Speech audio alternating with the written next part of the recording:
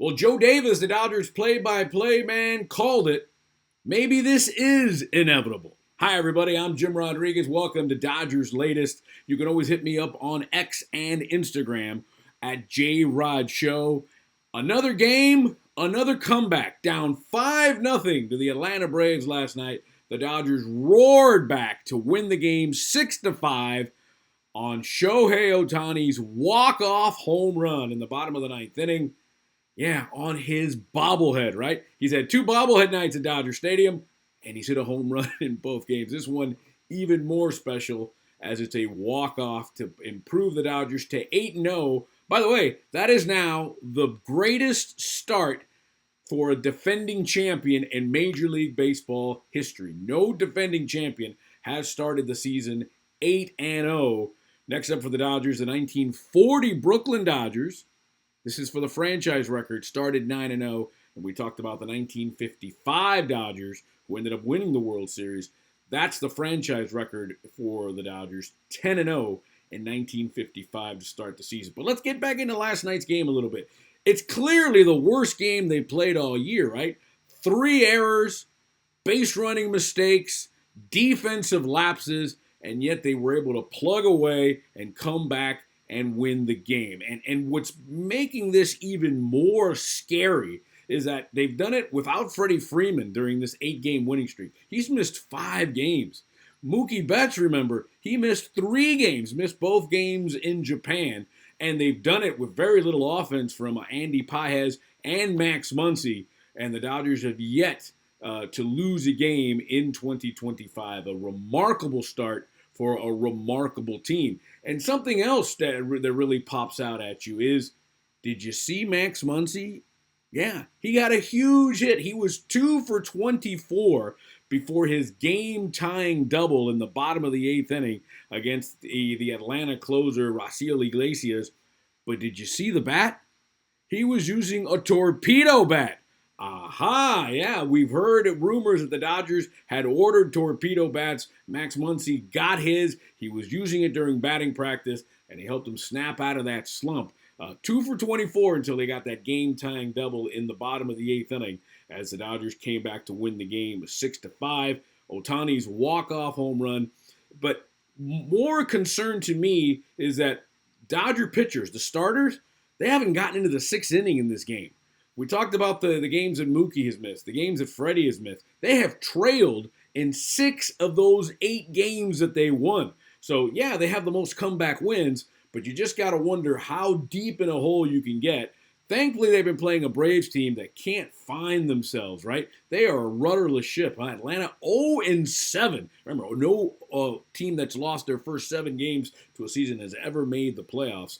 So, good luck for them. They go home now and play the Marlins while the Dodgers hit the road. We'll get into that. But the one star of last night, we talked about Ohtani, is what about that Dodger bullpen? It was phenomenal last night. 5 more scoreless innings, and in the series against Atlanta, 13 innings, 1 run allowed. And then Ben Kasparias, he was probably the absolute key of the game last night. Remember, Dodgers are down 5-3 in the 6th inning, and Kasparias is in there with the bases loaded and nobody out, gets out of the jam, keeps the Braves to 5 runs. Dodgers then would come back and win the game. But this Dodger bullpen has borderline been elite. Now, I'm a little worried because no Dodger starter has gotten into the 6th inning yet. Blake Snell went 4 innings last night. So they are overused a little bit. 13 innings in 3 games. It's the new baseball. It feels like the playoffs, right? The way Doc Roberts is using them. They have a day off today, Thursday. They head over to Philadelphia this weekend. So they're going to need that bullpen because it's not Coors Field in Denver. Runs do happen a lot in Philadelphia. So the Dodgers are going to have some well-rusted guys. And we'll get into that weekend series in Philadelphia in a little bit. But the bullpen has been absolutely lights out in 2025. And then as we saw against the Phillies, 13 innings, only 1 run allowed. All right, Dodgers actually made a trade. Did you see this? Now, maybe not. It may not jump out at you, but they traded for the A's speedy outfielder, Esteury Ruiz. Now, Have you heard about Esteury Ruiz? Well, a couple years ago, he set the American League rookie record with 67 stolen bases. Now, what does this all mean? Listen, we've seen Andy Pages struggle. We saw him struggle defensively last night in the game against the Braves. And something that we don't want to see, we've seen him struggle offensively. Now, Ruiz was immediately optioned to AAA Oklahoma City. And I'm not saying he's going to come in and set the world on fire, but 67 stolen bases, set an American League rookie record in 2023.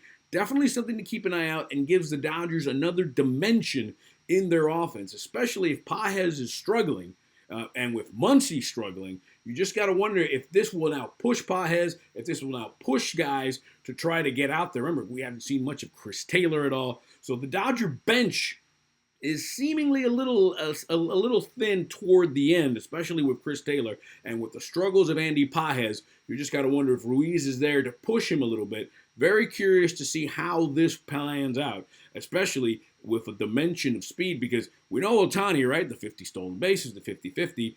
But if they can get Ruiz into the mix and he can contribute both defensively and getting on base, then the Dodgers have just one more notch under their belt to try to continue these winning ways into the 8-0 season. And speaking of winning ways, well, the Dodgers, a 6-0 homestand sweeping the Tigers and the Braves.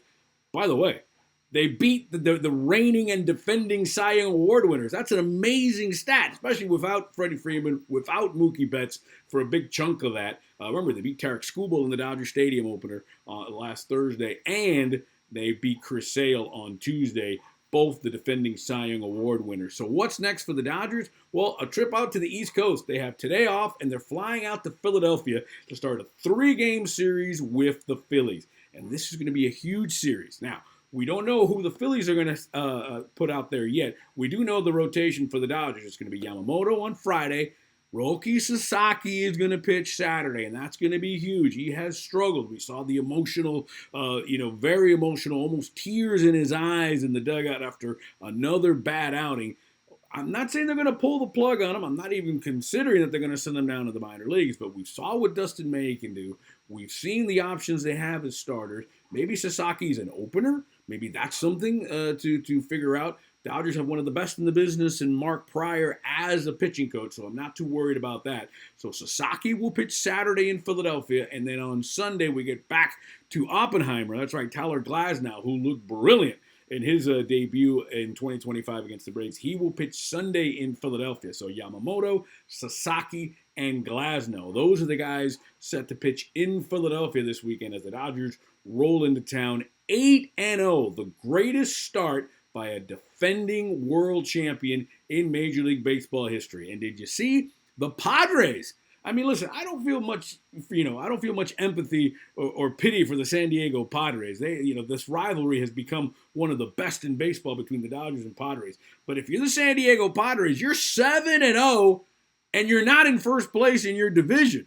We talked about it yesterday here on Dodgers Latest. Dodgers 8-0, San Diego 7-0. Both teams are undefeated. The Dodgers will be in Philadelphia this weekend. The Padres will go to Chicago, and for the Cubs, who, of course, the Dodgers and Cubs opened up the season in Japan, it'll be the Cubs' home opener. They have to play at home, by the way. The Cubs will open up Wrigley Field Friday against the San Diego Padres. So interesting there. And by the way, the Giants won again. The Diamondbacks won again. They went in New York. All of a sudden, this National League West, we thought it would be great. Not exactly out of the question to have 3 teams come out of the National League West in the playoffs, especially with the way the Dodgers and Padres are playing off the top. We mentioned it, Dodgers in Philadelphia this weekend. Then they go to Washington to play the Nationals Monday, Tuesday, and Wednesday. Should see maybe Dustin May's second start of the season after that glorious performance against Atlanta. He might be pitching Monday or Tuesday, and then the Dodgers will have the day off.